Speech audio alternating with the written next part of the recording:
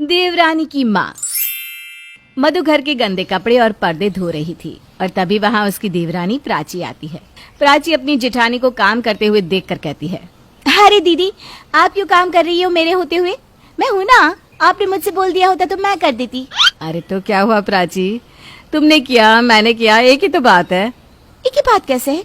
मैं आपसे छोटी हूँ और जब घर में छोटे लोग हो तो बड़ों को काम नहीं करना चाहिए दीदी, ये गलत बात है। चलो अब उठो, मैं कपड़े धो दूंगी। प्राची और मधु बात कर ही रहे होते हैं कि तभी दरवाजे पर प्राची की माँ सरिता आती है। प्राची अपनी माँ को अपने ससुराल में देखकर बहुत खुश होती है। माँ आप? अच्छा वो आप आ गई, मुझे आपकी बहुत याद आ रही थी। मुझे पता है तुझे मेरी याद आ रही होगी, तभी तो मैं तुझसे मिलने तेरे ससुराल आ गई। घर में सब ठीक है ना? तू अपने ससुराल वालों का अच्छे से ख्याल तो रखती है ना? अरे आंटी जी, हमारी प्राची बहुत ही प्यारी है और प्राची सबका बहुत ही अच्छे से ख्याल भी रखती है। बहुत खुशी हुई है जानकर। आप दोनों बैठकर बातें करिए, मैं कुछ खाने पीने के लिए लेकर आती हूँ।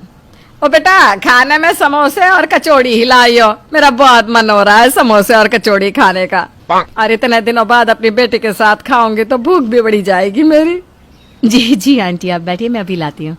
मधु अपनी देवरानी और देवरानी की माँ के लिए समोसे कचौड़ी लेकर आती है। कुछ दिन बीत जाते हैं। प्राची की माँ को उसके ससुराल आए हुए कई दिन हो गए थे, लेकिन वो तो जाने का नाम ही नहीं ले रही थी। एक दिन जब मधु रसोई में रोटियां बना रही थी तो सरिता भी वहाँ चली आती है और रोटियां देखकर कहती है, अरे मधु बेटा, बस इतनी सी रोटियां क्यों बना रही है? घर में किसी का व्रत है क्या? वो आंटी जी, कल आपका पेट खराब था ना, तो बस इसलिए मैंने कम रोटी बनाई है। मैंने सोचा कि मैं आपके लिए खिचड़ी बना देती हूँ, आपको खिचड़ी खाकर अच्छा भी लगेगा। अरे नहीं बेटा, वो तो पेट कल खराब था, आज थोड़ी ना है। आज तो मैं खा ही सकती हूँ, थोड़ा कम ही खाऊंगी, इसलिए तो आज मेरे लिए 5 रोटी दाल दही ये सब दे दिया, ठीक है? आंटी जी, बस 5 रोटी? इतने में आपका क्या होगा? आपको तो कमजोरी आ जाएगी ऐसे तो। तो जाएगी, लेकिन हल्का फुल्का पेट में तो होना ही चाहिए ना, इसीलिए मैंने आज खुद ही बोल दिया कि आज मेरे लिए कम ही खाना बनाइयो। वैसे तो मैं ज्यादा खाती ही नहीं हूँ। जब से आई है 10 किलो आटा खत्म कर चुकी है और अब भी बोल रही है मैं ज्यादा खाती ही नहीं हूँ। इनकी वजह से तो अब मुझे रसोई से ही फुर्सत नहीं मिलती। मधु अपनी देवरानी की माँ के आगे कुछ बोलती तो नहीं, लेकिन अब मधु अपनी देवरानी की माँ से काफी ज्यादा परेशान हो गई थी। एक दिन मधु अपनी सास के साथ बैठकर बात कर रही थी कि माँ जी, मुझे मेरी देवरानी से कोई परेशानी नहीं है, लेकिन अब मुझसे ना मेरी देवरानी की माँ और नहीं झेली जा रही। आप मानोगी नहीं, लेकिन वो बहुत खाना खाती है। हाँ बहू, मैं भी इसी घर में रहती हूँ, जो भी हो रहा है घर में सब कुछ देख रही हूँ, लेकिन अब कुछ दिनों के लिए आई है तो कुछ बोल भी तो नहीं सकते ना, अच्छा थोड़ी ना लगेगा। माँ जी, मैं कुछ बोल नहीं रही हूँ, मैं तो आपको बस ये बता रही हूँ कि घर में ये सब भी हो रहा है और जो मुझे बिल्कुल अच्छा नहीं लगता। वैसे देवरानी की माँ को घर में आए हुए काफी समय हो गया है ना? हाँ, समय तो काफी ज्यादा हो गया है। मैं खुद सोचती हूँ कि कभी बोलूँ, लेकिन फिर प्राची का सोचकर चुप रह जाती हूँ। आज नहीं तो कल चली ही जाएगी ना। दोनों बात कर ही रहे होते हैं कि तभी वहाँ पर सरिता और प्राची आ जाते हैं। आप दोनों किसके जाने की बात कर रहे हो? कुछ नहीं, हम तो बस ये बोल रहे हैं कि बिजली ना जाए। वो क्या है ना, गर्मी इतनी बढ़ रही है, अगर बिजली चली जाएगी तो परेशानी होगी बहुत। क्यों माँ जी, सही कह रही हो ना? हाँ, बहुत सही कह रही है। वैसे देवरानी जी, आपका भाई और भाभी अब तो घर पर बिल्कुल अकेले पड़ गए होंगे ना? जब से आपकी माँ यहाँ आ गई है, उनको तो घर सुना सुना लगता होगा ना बहुत। हाँ, लेकिन वो दोनों भी खुद घूमने गए हैं। अच्छा, तभी आप यहाँ आ गई। वैसे वो वापस कब आएंगी? आपको भी तो उनकी याद आ रही होगी ना? दीदी, मुझे ऐसा क्यों लग रहा है कि आप मेरी माँ को इनडायरेक्टली घर से जाने को कह रही है?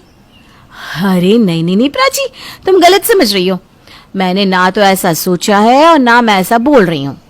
इतना सब हो रहा था, लेकिन अब भी सरिता खुद से जाने का नाम ही नहीं ले रही थी और अब तो मधु और उसकी सास दोनों ही परेशान होने लगे थे। कैसे तैसे दिन निकल रहे थे और दिन पे दिन सरिता की हरकतें बढ़ती ही जा रही थी।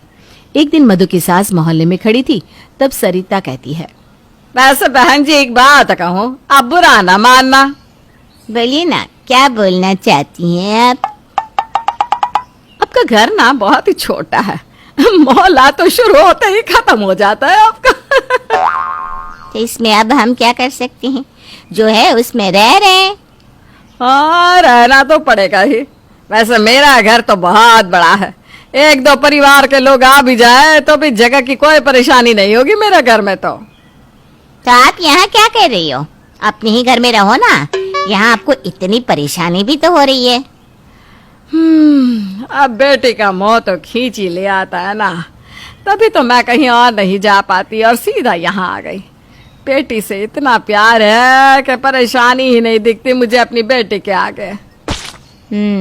ये बात तो सही कह रही हो आप। आपने अपने घरों में कितने सालों से पेंट नहीं किया? देखिए, मैं आपको जलील नहीं कर रही हूँ, बस इतना पूछ रही हूँ कि घर देख कर लगता है कि कई सालों से पेंट ही नहीं हुआ। बहन जी, अब आप बुरा मत मानना, आप बिना बात के बोली ही जा रही हो। अरे जब आपकी बेटी को इस घर से कोई दिक्कत नहीं है तो आप क्यों इतना बोल रही हो? अरे अरे, आप बुरा क्यों मान रही हैं? मैं कोई कमियां थोड़ी ना निकाल रही हूँ, मैं तो बस पूछ रही हूँ। खैर, छोटा छोटा है, पुराना है, अब जैसा भी है आप ही का घर है, आप लोगों को ही तो रहना है। सरिता की बातें भी अब सर से ऊपर जा रही थी। कुछ दिनों बाद सब लोग बैठे होते हैं, तभी प्राची का भाई अंकित आता है और कहता है, माँ चलो अब घर, वो घर तो बिक गया, हमें तंगी आ गई थी इसलिए मैंने किराए के घर ले लिया है, अब हम वहीं रहेंगे। घर बिक गया? लेकिन माँ ने तो कुछ भी नहीं बताया। माँ, ये अंकित भैया क्या बोल रहे हैं? प्राची, वो हम पर बहुत कर्जा हो गया था और कर्जदार रोज रोज घर आते थे, इसलिए मैंने ही माँ से कहा था कि कुछ दिनों के लिए तुम्हारे घर चली जाए और बता दे कि ये सब हुआ है। तब तक मैं वहाँ संभाल लूँ। सरिता जी, अब क्या हो गया? आपको तो छोटे घर में रहने की आदत ही नहीं है, तो आप उस छोटे से किराए के घर में कैसे रह पाएंगी? अंकित जी, भले ही छोटे घर में रहो या बड़े घर में, लेकिन आंटी जी को खाने की कमी नहीं होनी चाहिए। अच्छा बहन जी, चलती हूँ मैं। काफी दिन रह ली बेटे के ससुराल में, बेटे का भी तो मुँह है ना अब, तो बेटे के साथ रहूंगी। चलो, शुक्र है भगवान का कि हमें कुछ करना नहीं पड़ा, वरना देवरानी की माँ ने तो घर में अपना डेरा जमा ही लिया था। अंकित के आ जाने के बाद सरिता वापस अपने घर चली जाती है और अब भी वहीं रह रही है।